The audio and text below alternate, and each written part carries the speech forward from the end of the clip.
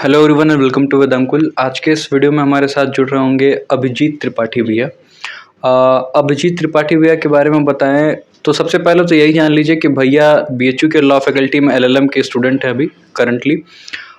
But एक important बात या फिर एक बहुत रोचक बात भैया के बारे में ये भी है, रोचक मैं ज़्यादा रोचक नहीं कह रहा हूँ लेकिन फिर भी एक सामान्य से थोड़े ऊपर की बात है कि भैया गोरखपुर यूनिवर्सिटी से इनका एलएलबी हुआ है और फिर यहाँ से एलएलएम परस्यू कर रहे हैं।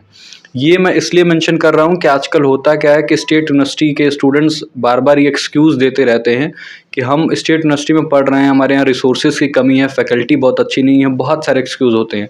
और जब रिजल्ट अच्छा नहीं आ पाता है उनका उनके खुद की वजह से तो ये एक्सक्यूजेज आते हैं। तो ऐसा नहीं है, भैया ने भी गोरखपुर विश्वविद्यालय जैसे विश्वविद्यालय में पढ़ा है, वहाँ से लॉ किया है। गोरखपुर की हिस्ट्री बहुत पहले अच्छी थी, बीच में अभी कुछ थोड़े रिजल्ट कम हुए हैं, लेकिन गोरखपुर यूनिवर्सिटी भी लॉ फैकल्टी वहाँ की बहुत अच्छी रही है, बहुत सारे जजेस वहाँ से भी निकले। तो हम डायरेक्ट मुखातिब होते हैं भैया से। भैया के सीयूटी पीजी में आई थिंक 190 मार्क्स थे भैया। तो भैया आपको स्ट्रेटजी बता रहे होंगे कि जो मार्च 2025 में एग्ज़ाम होने वाला है सीयूटी पीजी एलएलएम का, उसको कैसे क्रैक करना होगा। अब जनवरी का टाइम चल रहा है, ऑलमोस्ट 2 मंथ्स ही आपके पास है। भैया मैं आपसे रिक्वेस्ट ये भी करूँगा कि आप ये भी ध्यान में रखिएगा कि जो भी स्टूडेंट अपीयर हो रहे होंगे उनमें बहुत सारे ऐसे भी स्टूडेंट होंगे जो कि एलएलबी के लास्ट सेमेस्टर में होंगे, तो उनको अपनी क्लासेस भी करनी होंगी, मिड सेमेस्टर और प्रेजेंटेशन भी देना होगा, सेमेस्टर एग्ज़ाम भी देना होगा और उसके साथ साथ एलएलएम एंट्रेंस एग्ज़ाम देना होगा। तो इन सारे बातों को ध्यान रखते हुए प्लीज़ आप गाइड करेंगे। So welcome you all on our channel. Over to you भैया। Hello everyone, and I would like to thanks my juniors to give me the opportunity कि मैं आपके सामने अपनी स्ट्रेटजी को शेयर कर सकता हूँ। तो मेरा नाम अभिजीत त्रिपाठी है और मैंने गोरखपुर विश्वविद्यालय से अपना बीएलएलबी किया है। मैंने एलएलबी नहीं किया है, बीएलएलबी किया है। और मेरा यहाँ पे 190 मार्क्स था एलएलएम में। और मैं बस इतना कहना चाहूँगा कि जो स्ट्रेटजी होती है ये एक इंडिविजुअल पे डिपेंड करती है। ये आप पे डिपेंड करेगा कि आप पीवाईक्यूज़ को देख के, सिलेबस को देख के, जितना भी समय बचा हुआ है उसमें आप अपनी एक अलग स्ट्रेटजी क्या बनाते हैं। लेकिन फिर भी मैं जब तैयारी कर रहा था तो मेरे भी सेमेस्टर एग्ज़ाम्स थे और लास्ट सेमेस्टर मेरा चल रहा था। लेकिन फिर भी आप चाहें तो दोनों को एक साथ लेके चल सकते हैं। और ज़्यादा नहीं, 1 महीने की तैयारी बहुत है। मैंने भी 1 महीने तैयारी की थी और 1 महीने की तैयारी में आप यहाँ बीएचयू में या फिर डीयू में या फिर अपनी किसी भी पसंदीदा यूनिवर्सिटी में एडमिशन ले सकते हैं। तो मैं ये कहना चाहूँगा कि सबसे पहले जब अगर आपने अभी तक सिलेबस नहीं देखा है तो अपने सिलेबस को प्रिंट आउट करा लें। अगर आपने जो 3-4 साल पुराने पीवाईक्यूज़ हैं उसको नहीं देखा है तो उसको भी प्रिंट आउट करा के अपने पास रख लें। सिलेबस जो है वो आपको बताता है कि आपको क्या पढ़ना है। सिलेबस सीयूटी का काफ़ी कम्प्रिहेंसिव है, उसमें एक-एक टॉपिक हर सब्जेक्ट पे दिए हुए हैं कि आपको क्या पढ़ना है और कितना क्या सब्जेक्ट नहीं पढ़ना है। और उसी तरह पीवाईक्यू आपको बताता है कि क्या नहीं पढ़ना है। जब आप पीवाईक्यू को ऑब्ज़र्व करेंगे तब आपको समझ में आएगा कि सिलेबस तो बहुत लेंथी है, सिलेबस तो बहुत कम्प्रिहेंसिव कई पन्ने का सिलेबस है, लेकिन क्या हम इतने समय में इतनी सारी चीज़ें पढ़ सकते हैं, ये तो किसी के लिए संभव नहीं है। लेकिन अगर हम पीवाईक्यूज़ को ऑब्ज़र्व करेंगे तो आपको अपनी कमियाँ जानने को मिलेंगी कि आपके कौन से सब्जेक्ट मजबूत हैं और कौन से सब्जेक्ट मजबूत नहीं है। हो सकता है किसी को इंटरनेशनल लॉ उतना पसंद ना हो, किसी को कॉन्स्टिट्यूशन बहुत अच्छे से आता हो। तो आपको जो अच्छे से आता है उसको पहले आप अच्छे से पढ़ें। और सबसे ज़रूरी है कि बेयर एक्ट पे ध्यान दें। आपको पूरी किताब नहीं पढ़नी है, आपको पूरा जे.एन. पांडे, के.डी. गौर पढ़ने नहीं लगना है। आपको बस बेयर एक्ट पे ध्यान देना है, पीवाईक्यूज़ पे ध्यान देना है और आपको ये देखना है कि क्या सवाल आप लगा सकते हैं, कौन से सब्जेक्ट सवाल आपके लिए ईज़ी हैं, कौन से सब्जेक्ट सवाल आपके लिए हार्ड हैं। अगर आपको नहीं लग रहा है कि आप इन्वायरमेंटल लॉ पढ़ सकते हैं तो आप चाहें तो एक आध सब्जेक्ट को छोड़ भी सकते हैं और जो सब्जेक्ट आपको अच्छे हैं उस पे ज़्यादा फोकस करके आप अपना नंबर को बढ़ा सकते हैं। तो मैं यही कहूँगा कि पीवाईक्यूज़ और बेयर एक्ट और जो सिलेबस है इन तीनों को एक साथ रखिए अपने पास और पीवाईक्यू को हथियार बनाइए अपना और उसी से देख के, उसी से समझ के अपनी तैयारी को शुरू करिए। और समय बहुत सफिशिएंट है, आप तैयारी कर सकते हैं और बीएचयू डीयू में आ सकते हैं। भैया ये बात रही कि कैसे तैयारी करनी होगी जनरलाइज फॉर्म में आपने बताया। एमसीक्यूज़ के रोल क्या हैं भैया, अगर आपसे पूछा जाए आपने एमसीक्यूज़ के लिए मतलब कौन सी बुक्स रेफ़र की थी या कोई साइट रेफ़र किया था, फिर सोर्सेज क्या थे? बिकॉज ऐसा माना जाता है कि एमसीक्यू अब बेस्ड ही एग्ज़ाम होते हैं और बिना एमसीक्यू सॉल्व किए वो पेस नहीं बन पाती, वो फ्लो नहीं बन पाती है पढ़ाई की। तो आपने भी कुछ रेफ़र किया होगा, वो सोर्सेज क्या रहे थे भैया आपके? देखिए, सबसे पहले तो मैंने जो बोला कि the essence of strategy is in choosing what not to do, ये आपको पीवाईक्यू से पता चलेगा। सबसे पहला सोर्स आपका पीवाईक्यू है और पीवाईक्यू में भी आप सीयूटी के पीवाईक्यू के साथ-साथ यूजीसी नेट लॉ का एक पेपर होता है, तो उसको भी देख सकते हैं, क्योंकि बहुत सारे सब्जेक्ट यूजीसी नेट लॉ से ओवरलैप करते हैं और उसमें भी क्वेश्चन कुछ ना कुछ उसी तरह आते हैं। और इवन आप एआईबी का जो एग्ज़ाम होता है, जो एआईबी 19 अभी एग्ज़ाम हुआ है, और भी पुराने जो एआईबी के एग्ज़ाम हैं, उन सारे पीवाईक्यूज़ को आप देख सकते हैं। सबसे बड़ा हथियार तो वही है आपका एमसीक्यू के लिए, ये 3 चीज़।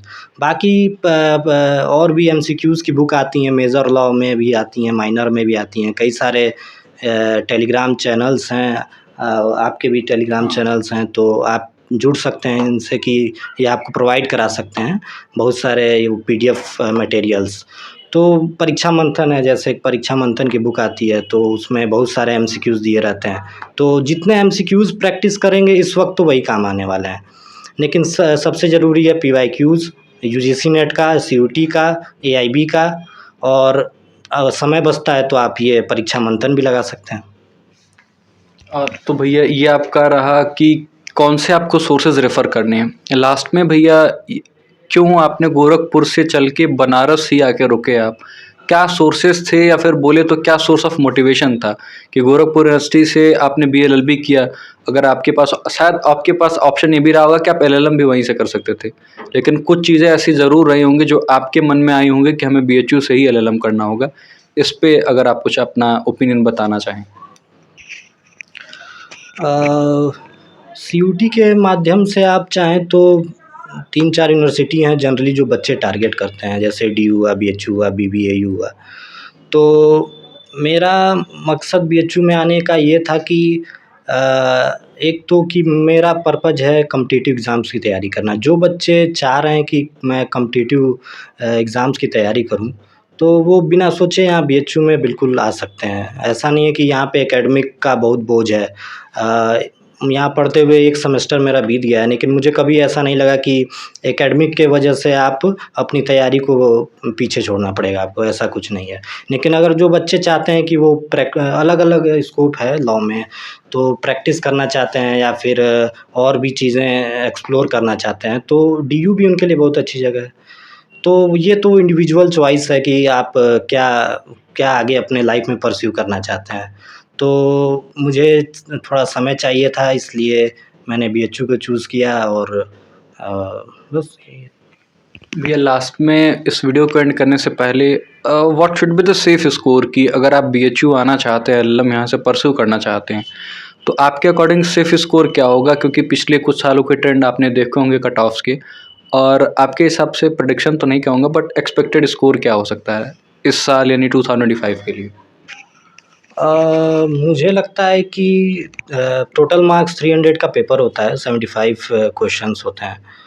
तो मुझे लगता है कि 200 के आसपास अगर आप हैं, अगर 200 के कुछ कम या ज़्यादा भी हैं, तो ये एक सेफ स्कोर है।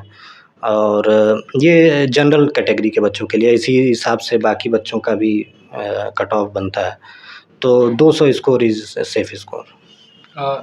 एक क्वेश्चन और मेरे माइंड में आ गया वीडियो ऑफ करने से पहले बीएचयू के हॉस्टल में भैया आज मतलब अभी आप पहली बार आए हुए हैं, तो गोरखपुर यूनिवर्सिटी में भी आप शायद हॉस्टल में रहे होंगे, वहाँ और यहाँ के हॉस्टल में क्या डिफरेंस है ये जानने में बहुत लोग इंटरेस्टेड होंगे, लेकिन मैं आपसे रिक्वेस्ट करूँगा कि आपका फोकस इस पे होना चाहिए कि यहाँ पे क्या फैसिलिटीज़ हैं, क्यों स्टूडेंट्स को बीएचयू के हॉस्टल को ऑप्ट करना चाहिए, क्यों अगर उनको हॉस्टल मिल रहा है तो उनको अलॉटमेंट कराना चाहिए। इस पे अगर आपके कुछ व्यूज़ हों।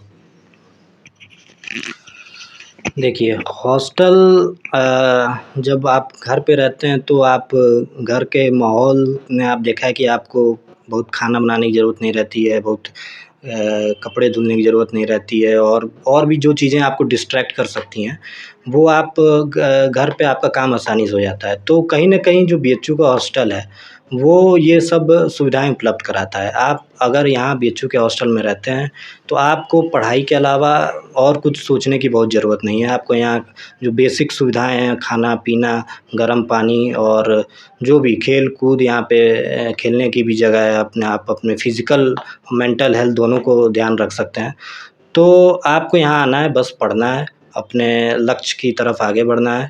और यहाँ पे सबसे अच्छी बात ये है कि आप अलग-अलग डाइवर्स लोगों से मिलेंगे, कि कोई लखनऊ से आया हुआ, कोई बीएचयू का ही होगा, कोई गोरखपुर से आया हुआ, कोई अलग-अलग यूनिवर्सिटीज़, स्टेट यूनिवर्सिटीज़ से आया होगा। तो आपको बहुत सारे एग्ज़ाम्स के बारे में पता चलेगा, कैसे उन एग्ज़ाम्स को टैकल करना है। बहुत सारे एक्सपीरियंस्ड सीनियर्स आपको मिलेंगे, जो एग्ज़ाम्स उन्होंने पहले दे रखे हैं। तो आपको कभी भी ये महसूस नहीं होगा कि ये कोई एग्ज़ाम मैं पहली बार दे रहा हूँ, मुझे कुछ आइडिया नहीं है। तो आपको यहाँ हर चीज़ का आइडिया लग जाएगा और आप यहाँ बिल्कुल निश्चिंत होके पढ़ सकते हैं। तो बहुत-बहुत धन्यवाद भैया आपका। आप बाबा गोरक्षनाथ की धरती से चल कर के और महादेव की नगरी वाराणसी तक आए, और हमारी तरफ से आपके लिए शुभकामनाएँ। और मुझे उम्मीद है कि भैया भी आपका इंतज़ार कर रहे होंगे कि आप आएँगे एलएलएम में, और हमारे सीनियर के तौर पे और भैया के जूनियर के तौर पे आप इस लॉ फैकल्टी को ज्वाइन करेंगे और आप अपने लाइफ में बहुत अच्छा करेंगे। So once again thank you भैया, और आपको बहुत सारी शुभकामनाएँ। बहुत-बहुत धन्यवाद भैया। Thank you so much.